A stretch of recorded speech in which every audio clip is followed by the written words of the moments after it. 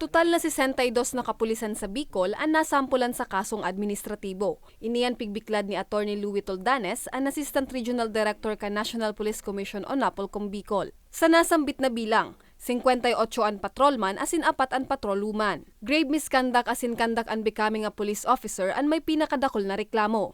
Naitalaan datos na inipuon pa kan taong 2013 hasta kan nakaaging taon. Alagad sigun kay Attorney Toldanes, dawa pa sa laog ininin 10 taon, dakula man girarayan epekto kaini sa imahe kan kapulisan. Yung NAPOLCOM po had been doing our very best para ma-address yung ganong problema. Like for example, ngayon we are all out po sa implementation ng tinatawag natin na Community and Service-Oriented Policing System, yung CSOP system, na kung saan kailangan magkaroon ng pagbabago po sa mindset ng ating mga kapulisan na sila po ay hindi sila military.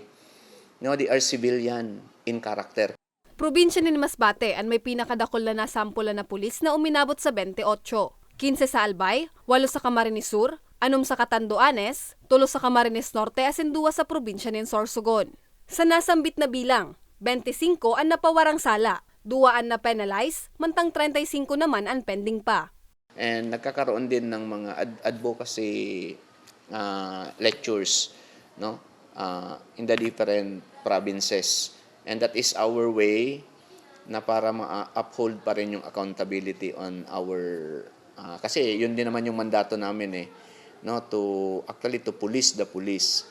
Kasumpay kaini, nangapodan si Toldanes sa mga bagong miyembro kan PNP Bicol na ibitaran ng gadaan mga salanggibo nga ni dai masayangan sa indang mga pinagalan para makalaog sa pagkapulis. Lagi tayong pakiusap sa kanila na please stop doing kung ano man yung hindi tamang ginagawa nila because walang sikretong hindi nabubunyag. So the moment their concern reach the NAPOLCOM, we will do our mandate. We will conduct investigation, and if we found later na may ebidensya para sa pagsasampa ng kaso, of course, always with due process yan. Asigurasyon man kan opisina, bukas ang NAPOLCOM Bicol sa mga maot magsuunad din reklamo kontra sa kunsisay man na pulis asin inian sa indang patas na aaksyonan. Para sa mga baretang tatak Bicol, Jennifer Pulinar.